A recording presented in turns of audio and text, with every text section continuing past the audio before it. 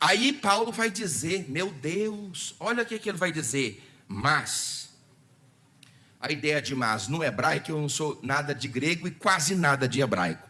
Mas no hebraico é lahem, trazendo a ideia de que a palavra que segue adiante complementará o que ficou para trás. Então Paulo dá a solução. O que Paulo dá, irmãos? Solução. Ele fala, ainda que nós, aí eu filosoficamente li o texto. Eu perguntei o seguinte, poderíamos trair aqueles que nos cercam? Foi uma pergunta que eu fiz para mim. Será que eu poderia ser capaz de trair aqueles que nos cercam? Aí eu respondi, Ronaldo, sim. Se nós mesmos podemos ser o traidor de nós mesmos. Porque Paulo falou assim, se der uma loucura na minha cabeça, olha o que ele está falando. Se amanhã der eu vou usar uma palavra, está gravando, uma diarreia teológica na minha cabeça, vocês não me escutem. Foi ou não foi que ele falou? Vocês não me escutem. Ele não falou isso? Ou pelo menos eu estou entendendo. Então há a possibilidade de um bom obreiro se tornar um mau obreiro? Sim. Porque há a possibilidade de Presley ser um monstro amanhã. Depende da forma como eu reajo às implicações ministeriais da cotidianidade de uma vida cristã. Eu posso virar um monstro, um apóstata. Eu posso. Então Paulo fala assim, olha, existe uma possibilidade e eu quero que vocês descartem caso aconteça o quê? Se eu vos anunciar outra coisa além daquilo que eu já tenho pregado, que seja anátema. Ele se anematizou. Ele jogou sobre si uma maldição. Se Paulo joga sobre si a maldição, se ele perverter a mensagem do evangelho, o que Paulo jogaria se ele estivesse hoje assistindo os TikTokers, os réus e os shorts do YouTube? Bagunçaram com a igreja. Bagunçaram com a palavra. Bagunçou, a igreja bagunçou. Glória a Deus. A docência foi embora, o ensino foi embora. Nós criamos um público tão estupidificado na igreja e agora temos dificuldades para lidar com ele. Eu não estou dizendo de vocês, mas na igreja ordinária, no corpo místico de Cristo, uma igreja que admira uma palavra palatável, sensorial, uma igreja que é muito mais movida naquilo que ela sente do que propriamente naquilo que ela consegue raciocinar.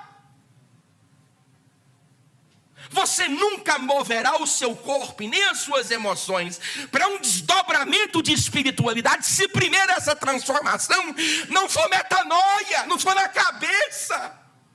A metamorfose, que é a transformação do corpo, não ocorre sem a metanoia, que é a transformação da mente.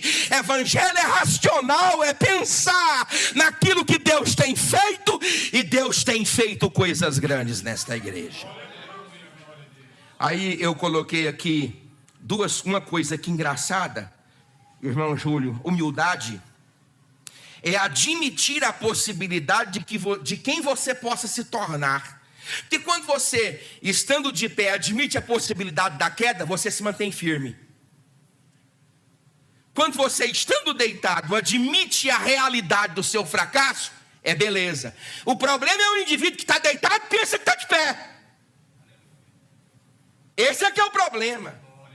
Você admitir que você é um franco pecador, que desemboca as suas atitudes em Yetzer Lev Radan Hará, em inclinações pecaminosas, é beleza. Porque o problema não é nem tanto o pecado que se comete, mas a incapacidade que eu tenho de admitir o pecado cometido. Porque quem está mais próximo de Deus não é quem mais confessa pecado, quem mais confessa erro, não é quem mais peca, é quem mais próximo de Deus está.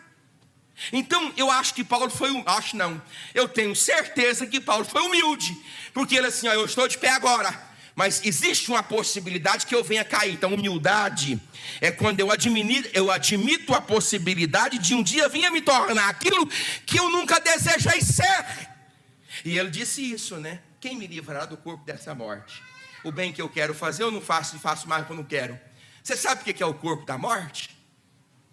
Você sabe o que é o corpo da morte? Você sabe que Paulo pega um empréstimo pretoriano? Você sabe que Paulo pega esse empréstimo? Se eu eventualmente mato o Jair, eu vou usar eu e o Jair. Depois eu resolvo que ele lá fora. Se eu mato o Jair, eu sou um assassino. A guarda romana pega o corpo do Jair e atrela o corpo morto a mim enquanto eu sou preso. Isso é o corpo da morte. A cadavericina, que são bactérias e tantas outras, desse corpo pegado a mim, o corpo morto pegado no corpo vivo, mata o corpo enquanto tem vida. Então os romanos faziam isso para penitenciar quem assassinou. Paulo usa esse empréstimo histórico para falar do corpo pecaminoso que existe dentro do Presley. Quem é ele? É o Presley. É o Jair. Esse corpo satânico, esse corpo todo destrutível, que te inclina ao erro, inclina ao mal, inclina ao pecado, inclina à fofoca, inclina às coisas que a gente deseja e a gente abraça. Mas Jesus está aqui para transplantar para nós uma outra natureza, a natureza do seu Filho. Ele está aqui dentro de nós. Isso só pode acontecer por intermédio da palavra de Deus.